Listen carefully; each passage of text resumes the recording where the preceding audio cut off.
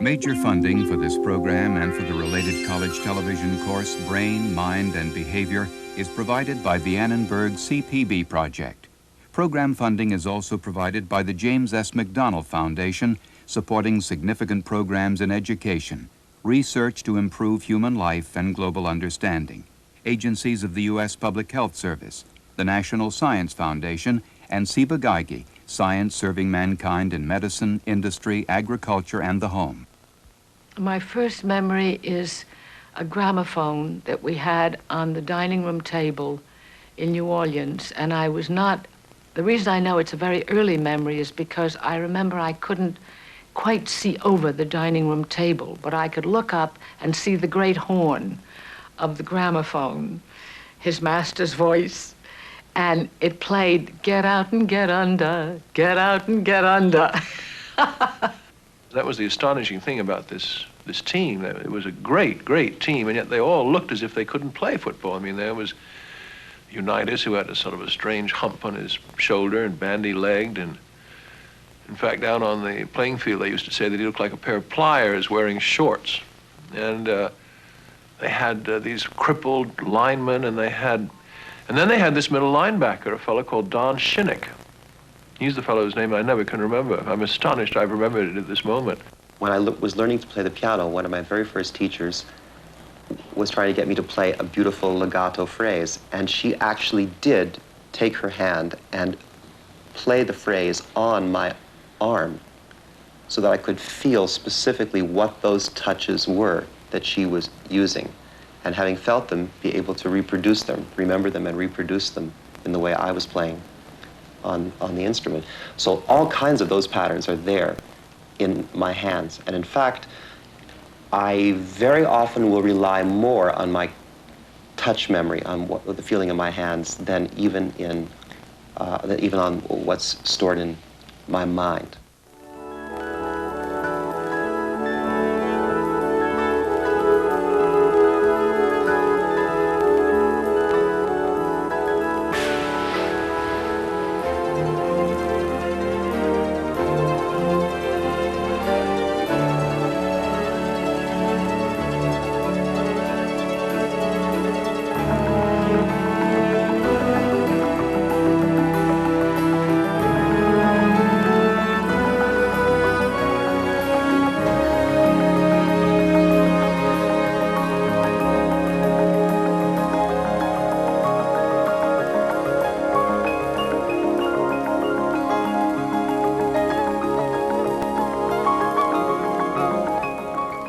Just how do we learn and remember? And does that process actually change the physical structure of the brain? Imagine if the memory of the first time you drove a car was located right here, above your ear, or if you could actually watch nerve cells change as you learned a new language. Or imagine, on the other hand, if you found that the ability to learn and recall the words of the national anthem didn't just reside in a small cluster of cells, but was spread formlessly throughout the brain. Which of these is an accurate description of how learning and memory work? We're beginning to find out, and the challenge of deciphering memory has spawned major research. There are two basic approaches to memory, and they operate at completely different levels. One approach is to look at the microscopic level, at nerve cells, to see how they change. The other is to look at people, specifically at amnesics, where brain damage has affected their ability to remember. We need findings from both approaches to explore learning and memory. So in this program, you'll see something from each. And in the end, you may begin to understand why you forget your neighbor's name, or why you know precisely where you were on the day John Kennedy was shot. We begin with the most puzzling question of all. Where are memories stored? I think one of the greatest challenges to the study of memory, at least for brain scientists, is understanding what portions of the brain are involved in memory. There's a long history in this affair. Perhaps the most famous episode in this history comes from the study of Carl Ashley, who tried to discover just that. By removing different portions of the brain, he hoped to find out just where memory was stored, just where the engram, as he called it, was located. Carl Lashley's experiments in the 1920s were performed on laboratory rats. First, the rats were trained to remember the route through a tricky maze into a courtyard where a bowl of food awaited them. Then, Lashley surgically removed a section of their brains and retested them through the maze. Dr. Donald Hebb, who worked with him, recalls Lashley's findings. He found that the memory for the maze deteriorated with the size of the brain damage. If he removed a lot of cortex, then the animal was likely to have pretty well forgotten the maze. If he removed less than a fifth of the cortex, then the rat seemed to be not bothered at all. He remembered the maze completely, and it didn't matter where that tissue was removed, the rat had no trouble remembering. So Lashley concluded there was no localization of memories, and in fact, some of the results he got were so peculiar that he almost came to the conclusion that there was no possibility of answering the question. Several decades later, Donald Hebb worked with yet another pioneer in the science of memory, Dr. Wilder Penfield. As a practicing neurosurgeon, Penfield developed several new surgical procedures. Some of his operations called for him to stimulate the brain's surface, and sometimes he seemed to elicit memories. His findings, at odds with Lashley's, indicated to him that memories were stored in one spot, the temporal lobe. He shared this hypothesis with one of his patients in 1949. It was 11 years ago that you were here.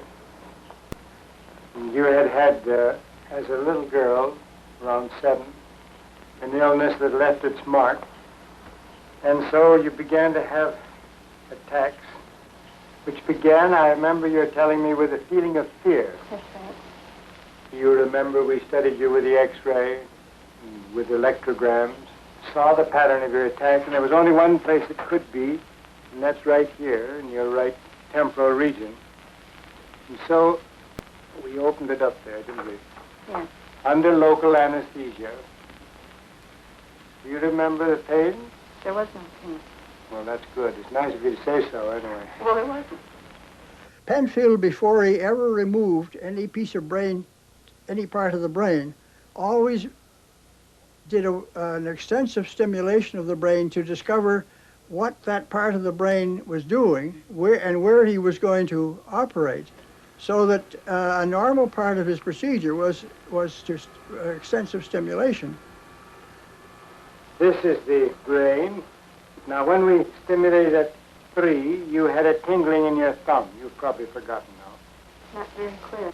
Then underneath this, we stimulated, and to my astonishment, you said, "I hear music." Then I repeated it without warning you a little while later, and you said, "I hear that music again." Tell us what you heard. Well, I heard what sounded like an orchestra playing, and I asked the nurse where it was coming from, and she asked me the name of it. But I said, I know the song, but I can't think of the name of it. Will you hum it now? You remember it? Yes.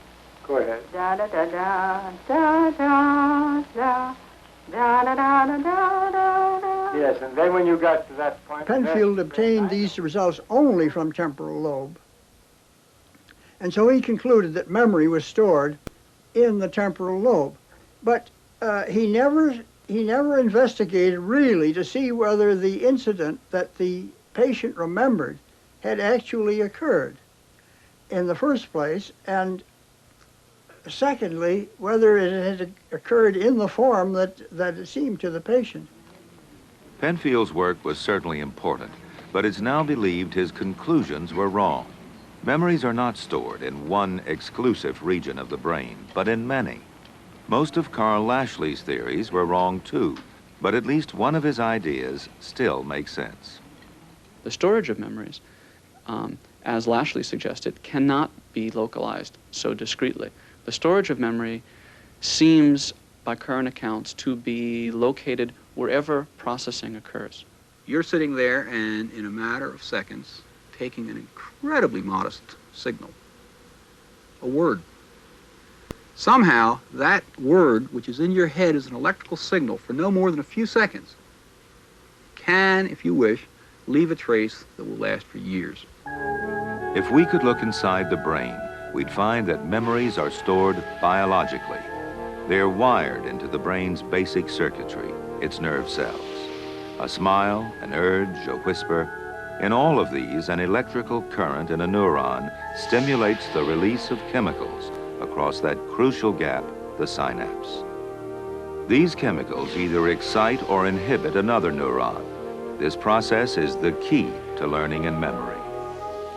Donald Hebb has developed his own theory of learning and memory at this microscopic level.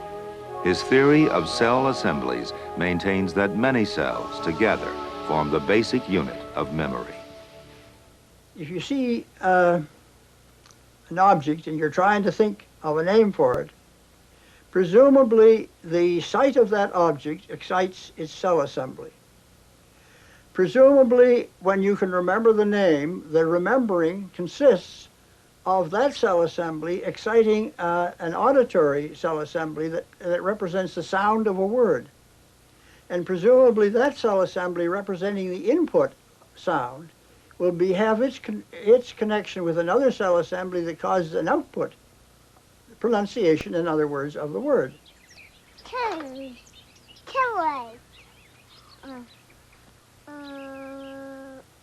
The cognitive development of the child, while he is in the stage before he has learned to speak, will be the development of cell assemblies for the hearing, for vision, for smell, taste, and of course for skin contact. What the child must be doing then is, for the first 5 years of his life, must be developing these little systems in the brain that correspond to external events. No. Does it go there? Oh.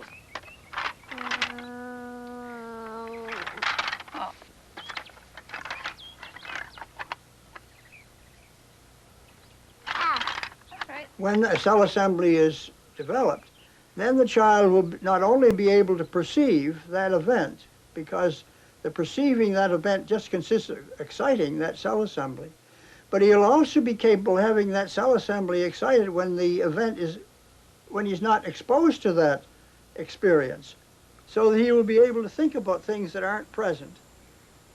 Matthew. Is it behind the door? Is that Spot? No. Oh. That's a turtle. He says, try the basket. Sally runs to the basket. An essential for the child learning to speak is the learning that he does during the first 2 years of life before he speaks a single intelligible word. But he's learning to hear words, to perceive words, and that perceptual learning will be the first stage of learning to speak. No, there's a Later, the fact that he becomes able to speak shows that it did occur. Is he under the bed?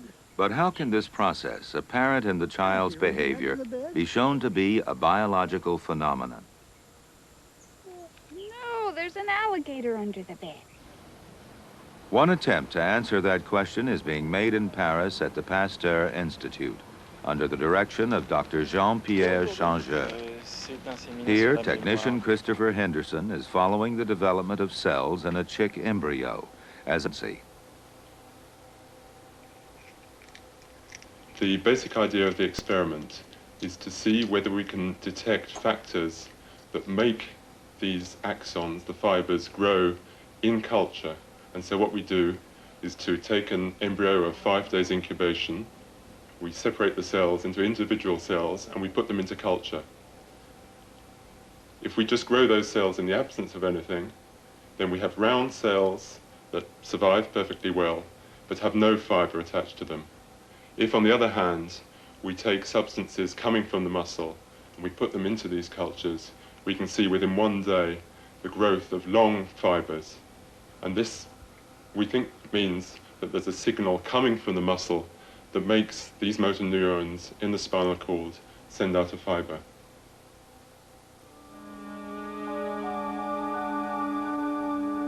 Even more astounding is the discovery that spontaneous movement that occasional contraction made by the embryo itself elicits the same results. In other words, the act of moving itself may cause the development of links between nerve cells. In the chick embryo, for instance, these movements start at 3.5 days, very early during development, and continue throughout the whole embryonic development until hatching. Now, in human beings, these spontaneous movements of the fetus are well known from every mother who ever had a child. She knows that the fetus moves strongly, and of course there the data are not present to really demonstrate that these movements contribute to the development of synapses, but possibly they do. That's it. Yeah. Oh. Too small. How well brain cells make connections with each other, first in the fetus and later in infancy and childhood, helps determine how effectively the brain functions later in life. So too with memories. But there's an irony. In trying to recall our infancy, we often discover that what was important for us to know then, or did we lay down memories then that have been superseded by newer, more vivid ones. I think the memory for smell is terribly important. It brings back, it generally for me brings back sweet but nostalgic memories. I also find that my memory for skin sensations like air is very important. I remember getting out of a plane for the first time. I'd gone to the tropics and thinking, although I left my hometown, which was New Orleans, when I was 10 years old, thinking, this is the way the air felt in New Orleans when I was a child, because it was that balm in the air.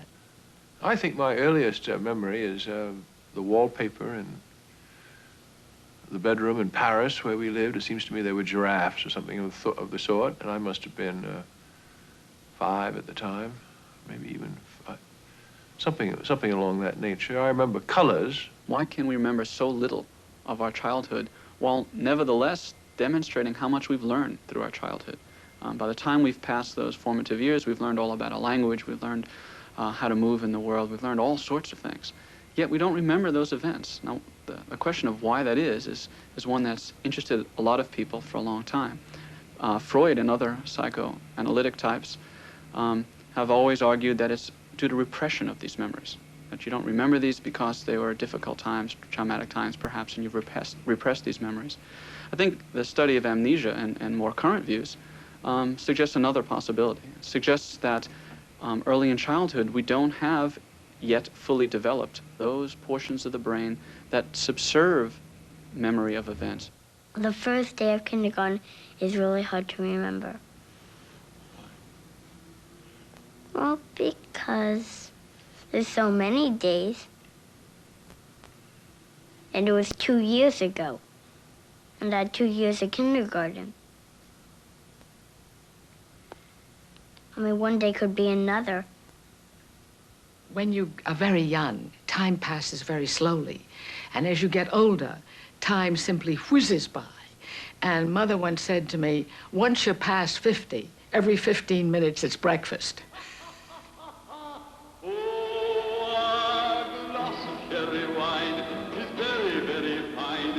The brain develops the faculty of memory with great precision. Memory for smell, for instance, may begin early on, long before memory for events starts to function effectively. It's only after age 8, when the brain attains its maximum physical size, that all our memory systems seem completely developed. But in old age, memory for recent events starts to fail us, while memories of long ago remain intact. At age 90, the late entertainer Stanley Holloway understood this brain paradox. Farewell, a long farewell to all my greatness. This is the state of man. Today he puts forth the tender leaves of hope. Tomorrow blossoms and bears his blushing honors thick upon him. I could go through that whole speech today, and I've never seen it since I was about 12 or 13. But that's what memory does. But it fools you because you think you remember these things and suddenly it's gone. It's things that you did 50 years ago, I find I can remember, but things I did 5 weeks ago, I've no idea. A glass of sherry wine, a glass of sherry wine. For when I'm drinking sherry, I get very, very, very. Oh, a glass of sherry wine is very, very fine. I don't like beer or whiskey, for they never make me frisky. Some may say it rots your liver, but I'd gladly drink a river full of sherry, sherry, good old sherry wine. I like a glass of sherry wine, a glass of sherry wine. For when I'm drinking sherry, I'm so awfully, awfully merry. Oh, a glass of sherry wine, and it's fine. Something like I forgot it now. I try to remember happy moments because I have discovered through a long life that you really remember the most painful moments and bad notices. I rarely remember the good notices. I remember bad notices. They're all written on my heart like Calais. But I try to remember the good times.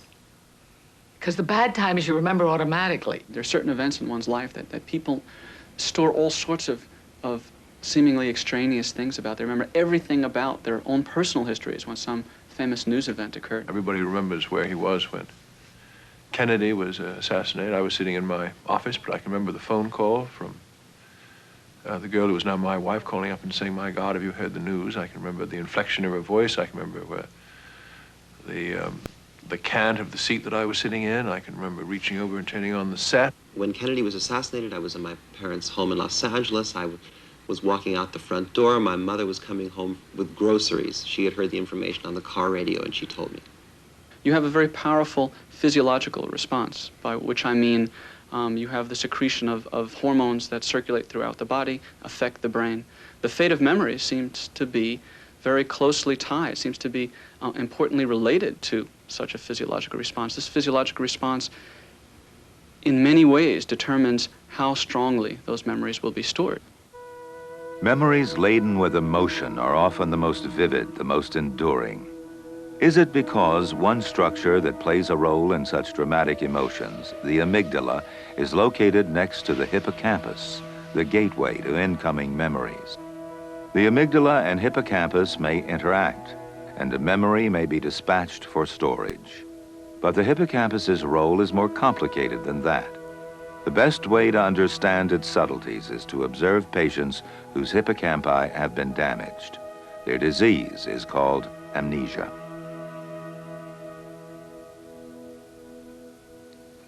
Is all your memory affected by your problem, or is there some portion of your memory, some domain of Neil memory? Cohen tries to understand the machinery of memory by observing patients like Peter, who seems unable to lay down new memories of recent events, but whose recall of the past is relatively intact.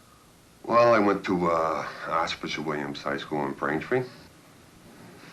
I was a member of the second class of that school. We were the underdogs in most of our games, but we went to the tech tournament. We knocked off a top-seeded team in the semifinals.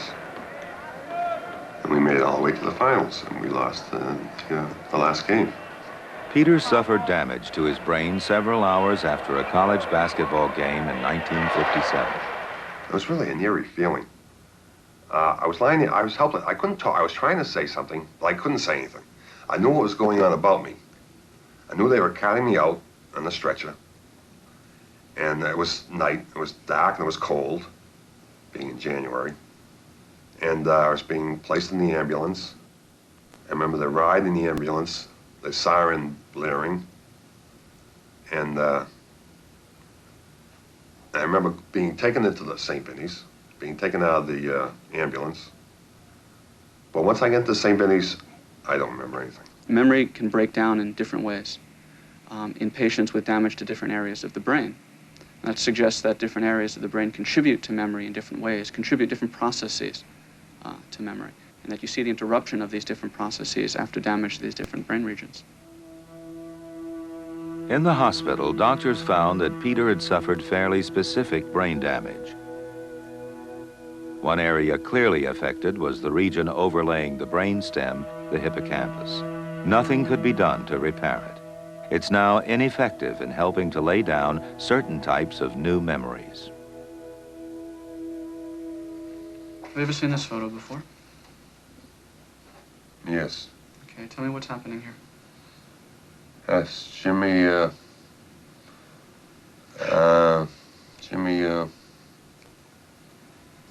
Jimmy, what's Jimmy's last name? What position does President. he? President. Of?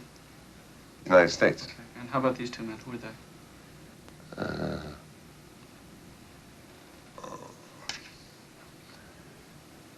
Reagan. And, this fellow who was later slain. The Egyptian leader is dead. Okay. And the president? President and, well, he's... Presently? He's down back in Georgia. Okay, very good. Georgia, on my mind. Okay, listen. Here you go. On first impression, Peter seems to do very well. If you met him in the street, you might not know whatsoever that he had a problem. That's because he has all the appropriate social skills, linguistic skills. His knowledge from the past is quite intact. He's a very bright man who has generated a variety of strategies to deal with this memory problem. Because his intellectual capacity is quite intact, he's able to bring to bear all his previous knowledge and variety of strategies to help cover it up. When you bring him into the laboratory, or when you know that he's a patient that might have a memory disorder, and you direct questions just in the right way to the memory problem itself, only then can you really see the profoundness of his impairment. I'm not an outgoing person, as a rule, as I was before this operation, before I had my problem, I should say. But now I'm kind of shy. And it's not my nature. It hurts me. The only ones I'm really outgoing with are my family. And even to a certain degree, I'm not really 100% outgoing with them. I guess it pervades my entire life, the fact that I have this memory, what's the term, what do they call my problem? Memory loss. The hippocampus is one of the structures implicated in amnesia. That, together with the other structures in amnesia, seem to have something to do with new memory, not with the storage of old memories, but rather with the maintenance, the formation, perhaps the retrieval of new memories for a time after learning. It seems, through its interconnections with the other portions of the brain that actually store the memory, it seems to help keep that memory around. It participates in the memory process for a time after learning. Perhaps you might think of it as a dispatcher. It has taken information, it has sent it out, knows where it sent it, keeps track of it, but doesn't actually do the formation, do the dirty work on its own. Puisque dans Nantes tu t'en vas, puisque dans Nantes tu t'en vas, un corselet m'apportera, un corselet m'apportera. The hippocampus probably serves learning as much as it serves memory. It is, for instance, the brain region from which the classroom lesson is dispatched and possibly retrieved. But what happens to that lesson after it's been passed on by the hippocampus? What happens to the nerve cells that store it?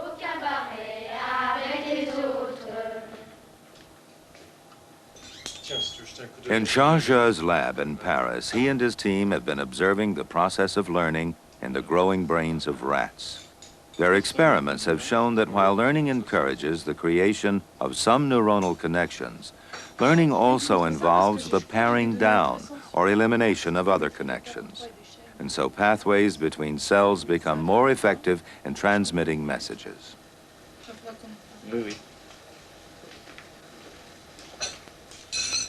In the adult, there is only one synapse per muscle fiber.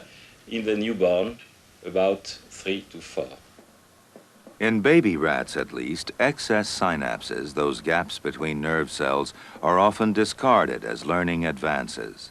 And an assembly of brain cells seems to rid itself of detours so that newly learned memories can be stored and retrieved efficiently.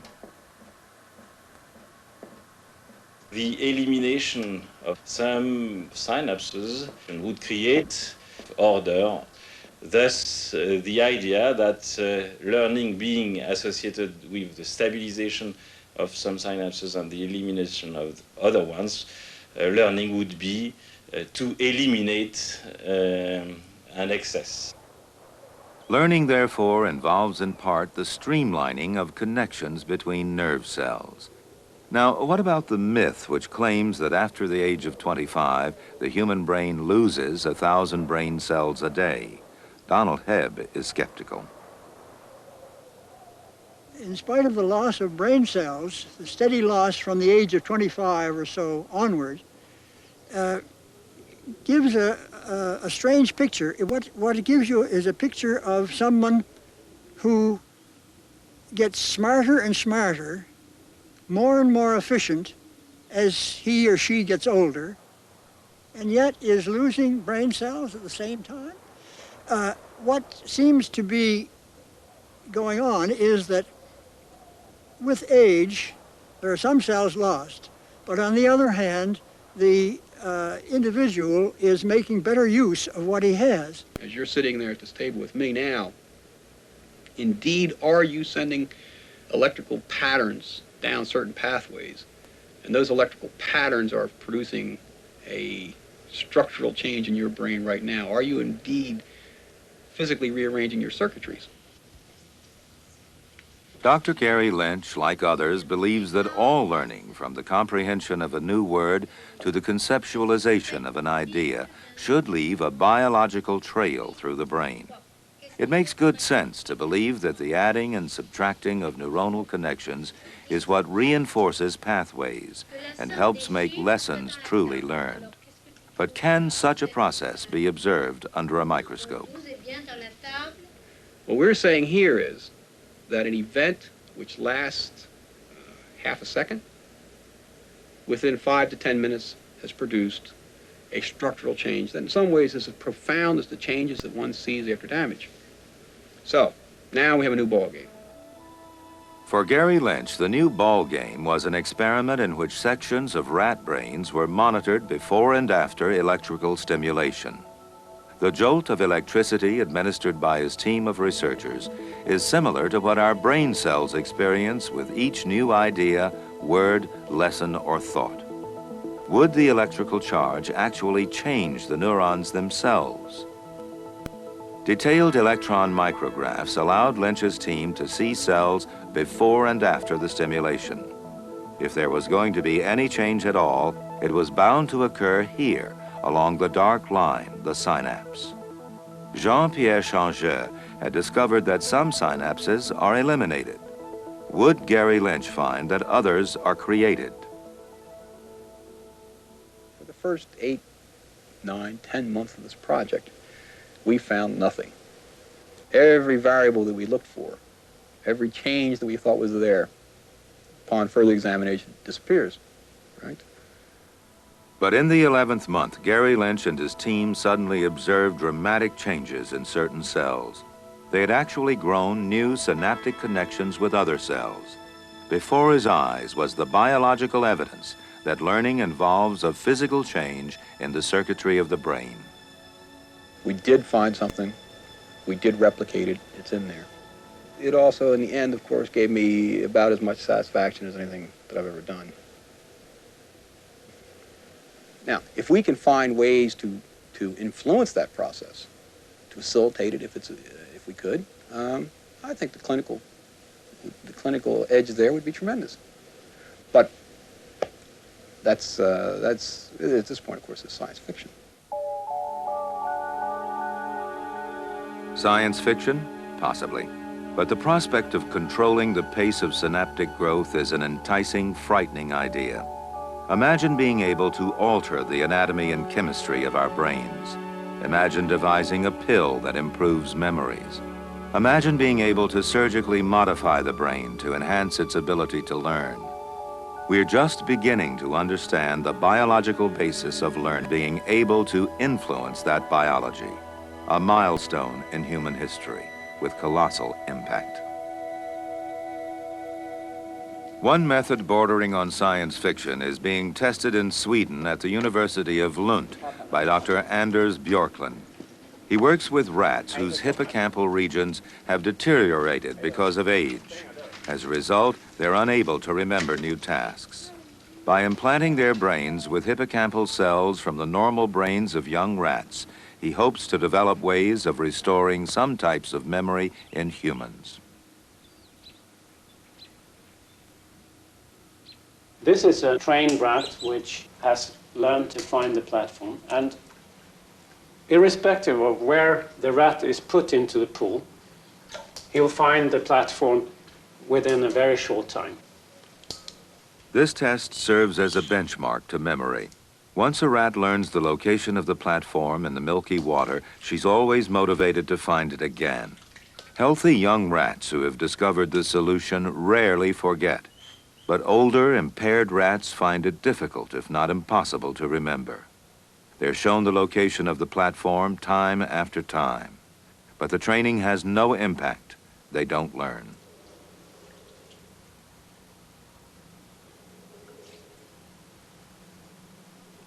Anders Björklund's associate, Dr. Ulf Stenevi, surgically introduces the healthy hippocampal tissue into the damaged brain. 1 week later, once the rat has been retrained, she has no problem remembering the platform's location. So, at least in rats, specific kinds of amnesia can be selectively cured.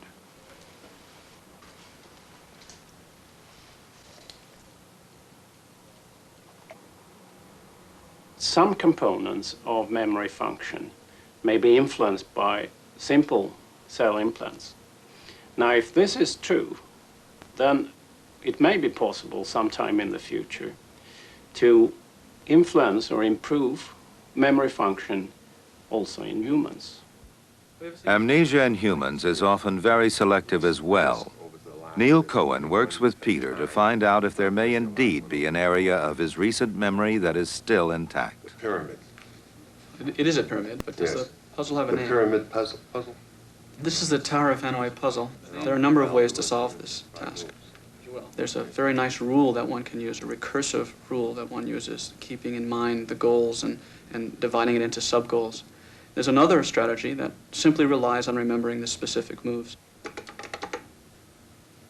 The object of the game is to reconstruct the A tower at C without ever placing a larger block over a smaller one. While Peter cannot ever remember playing this game before, he may find he can recall the strategy for how it's played.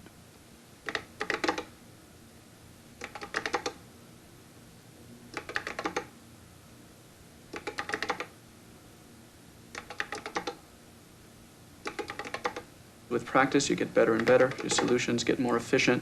Your strategies get better. So too with the amnesic patients. They seem to be able to learn the rule, though they don't remember either the specific moves. So, I don't recall. We'll try it. A to B. How are you deciding that? What do you mean, how am I deciding? How are you deciding where to move? I just random. Okay. A to C. The acquisition of skills may be preserved in amnesia because it reflects a different memory system than the memory system we typically use in remembering specific events and specific facts about the world. BA, BC, AC. That's pretty good. Pretty good. Exactly. Just a little here.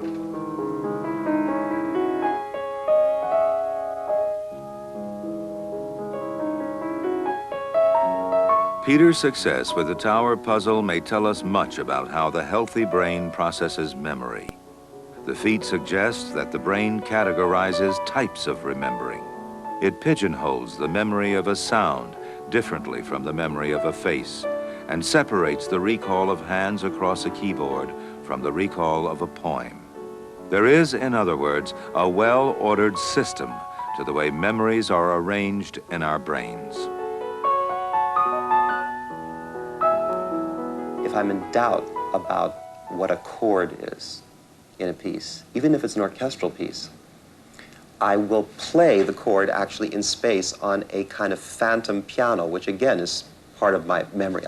There's a piano here, you don't see it, but it's actually there, and it's there all the time, very conveniently. And I can play any notes on it and hear those notes kind of coming through my fingers, the actual sound of the intervals related to the hand positions that I have. I can really play very complicated sounds that way.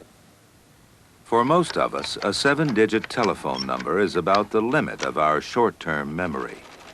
But Trevor Emmett has learned to memorize up to 36 digits in a mere 2 minutes. Well, I'll try those group of 6, starting with the first one. That is 859 595 606 072 443 414 351 639. Let's take the fourth group. There we have the numbers 351639. First of all, to remember that it was the fourth row, I used a peg. 4 is R in the figure alphabet, and I was using the word ray. Ray, I think of a lantern because that gives out rays of light. 351 gave me the sounds M, L, T, and I combined those into the word mallet. 639 gave me the sounds C, H, M, and P, and I formed the word chimp, in other words, a chimpanzee. So I had to remember ray, in other words, lantern, mallet, chimp, and that goes together quite neatly. You can visualize the chimp holding the mallet and smashing the lantern with it.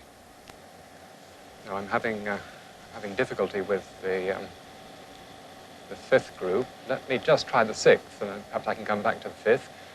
That, I think, is 446 929. Is that right? And then, yes, the fifth group, that was 790 069. Yes. The rich memories, the colorful memories, the ridiculous memories are most likely to be recalled. This strategy can help improve our own short-term remembering. It's also a device that can help amnesics. What do you think rhymes with one? Bun. Bun. All right. One is a bun. In England, neuropsychologist Barbara Wilson works with patients whose capacity to remember is impaired as a result of global brain damage.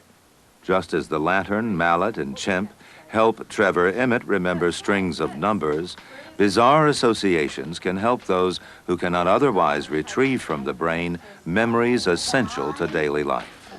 Okay, all right, let's leave it there. I think it's important to keep the links between theory and therapy. You know, for example, that amnesics can do some kinds of tasks very easily, even if they're not aware of remembering them, they do remember them. That sort of task you may be able to build in as part of the rehabilitation programme. But quite often you see what works first, and then maybe somebody else will fit it into a theory afterwards. So it's a two-way thing. I traced a path around this room and asked you to follow the same path. Do you remember doing that? Yes. I can't say I remember the path, but I remember doing it. Would you like to have a go and see how much of it? Ken's a very classic amnesic. There aren't many of them about with such pure memory deficits and nothing else. And you started from here. And I took something with me. What can you take with you apart from the cushion? Oh, that's all right. I took this out here. Oh, I see. Yeah. 2 years ago, Ken was struck down by encephalitis, which damaged his hippocampus. He now has global amnesia. I think you went to the window. Only 10 minutes ago, he was given a simple route to follow. Now, out of 7 destinations, he can accurately remember only 1. And from there, I can say the fireplace, but I can't get anywhere near that at the moment. The fact that I don't quickly answer people's questions because I'm having to concentrate and really make an effort to remember probably makes me look a bit slow and stupid. I don't know. I try not to let that worry me unduly at the time because I'm trying to concentrate on getting the answer. But it must make me look a bit slow and peculiar. What day of the week is it? Yeah, this is where I'm having the trouble. Mm-hmm. I think it's a Tuesday. Okay. What date? If you had to guess the date, what do you think that would be? 20th. It's a blind guess. Okay, 20th of June, 1983. It's not too bad. It's actually Monday, June the 6th, 1983. D-Day. Is it? Yes. And before your time, sorry. Not quite. D-Day, June 6, 1944. Ken can vividly recall that day 39 years before. He can also tell you about a beautiful girl, of their marriage, and of their 3 decades together. But he cannot recall her death last year. I always used to have a good memory. I was the person people used to come to at work to ask me all manner of questions. Laziness on their part, I suppose. But it was easier to come and ask Ken Jones because I gave him the immediate answer. And I know I had a good memory. I did try very hard when I came home from hospital I kept doing exercises, get him to read the paper and then take it away and say, what have you read, Dad? And he couldn't remember, and gradually he seemed to improve, but it takes up all your day. It's just that if you see him the next day, he's forgotten it all, so after a while you just get, well, I suppose you can get tired of telling him, The same reminding thing him of things. or repeating the same thing, and you end up not telling him things that you would normally do. To all intents and purposes, there's nothing the matter with him, and yet he's unable to live alone. He can't hold down a job. He's likely to irritate people because he keeps saying the same thing, or he can't have a normal conversation about what's happened during the day. And I think what people need to know first and foremost is that it's an extremely disabling and handicapping condition. You can check that he needs to buy a loaf of bread on his list. And he gets the loaf of bread in his bag, and then he'll go back to the list to see what's next. Finally wants a loaf of bread. Goes and gets another loaf of bread. And go towards the bread counter, and... maybe he'll spot it, maybe he won't. It's very difficult. But even if he spots if he's in a supermarket and he spots he's got 2 loaves of bread in his basket, and he thinks, oh, I don't want to, I'll put one back. He gets sidetracked on the way back to the bread counter and still ends up with 2 loaves of bread. Yeah. It's that close sometimes. It's that very short span of time that he loses track altogether. I know things have happened. I know people have been talking to me. I can still see them in the room, so I know they're there. But I forget what they said. And so perhaps they didn't say anything. But I have this uneasy feeling that somebody may well have said something to me, asked me to do something, and I've forgotten, and that's the frustration. That's the biggest problem. The frustration of not knowing what happened in the last half hour or so. And the very first naughty thing, what did? Pinocchio, oh sorry, it's Pinocchio, I stand corrected. So Geppetto worked until his puppet was finished. He thinks a few seconds have passed when minutes have passed, and he thinks a few months have passed when years have passed. It's hard to imagine how that can make you see your own life. But all the same, I will teach you to walk. The days aren't long enough. You asked me to tell you what I do in minute detail, and it escapes me, but I'm never bored. I've always seem to have too much to do. Friends to see. I mean, even reading a newspaper takes a good bit out of the day. I wonder sometimes if I'd have time to go back to work if I were well enough. Ken's condition cannot be improved by either drugs or surgery. In losing his memory, he has, in effect, lost much of what we value so highly, independence and a sense of order in our lives. Donald Hebb remains one of the great theorists of the science of memory. In retirement near his childhood home in Nova Scotia, he continues to reflect on the theory he pioneered, the theory of cell assemblies. My very earliest memory, I wouldn't be able to, I have some very early memories. I wouldn't be able to put them in order and say which was the very earliest. But I remember the cove reminds me of being in a rowboat with my mother when I suppose I was 5 or 6 years old. In general, it seems pretty clear that there are almost no memories, or there are very few memories that go back earlier than 5 years.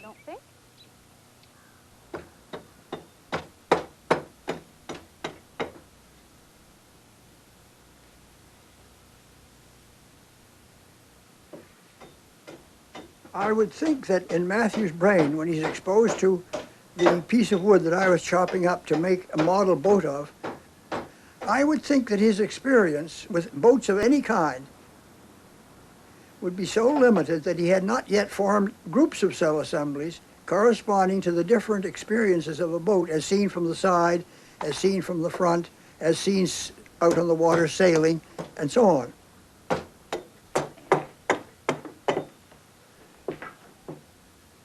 Come on, Matthew. See, I'm making a boat for the bathtub.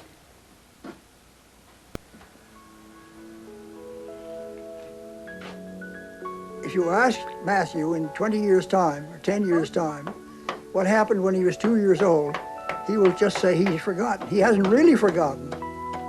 Not because those experiences are lost, but because they are the basis of later learning.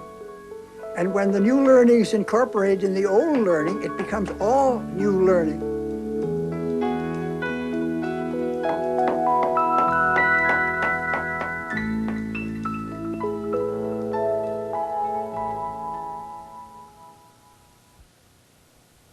I may have stood once like Matthew and watched my grandfather carve a boat. I don't know. I can't remember.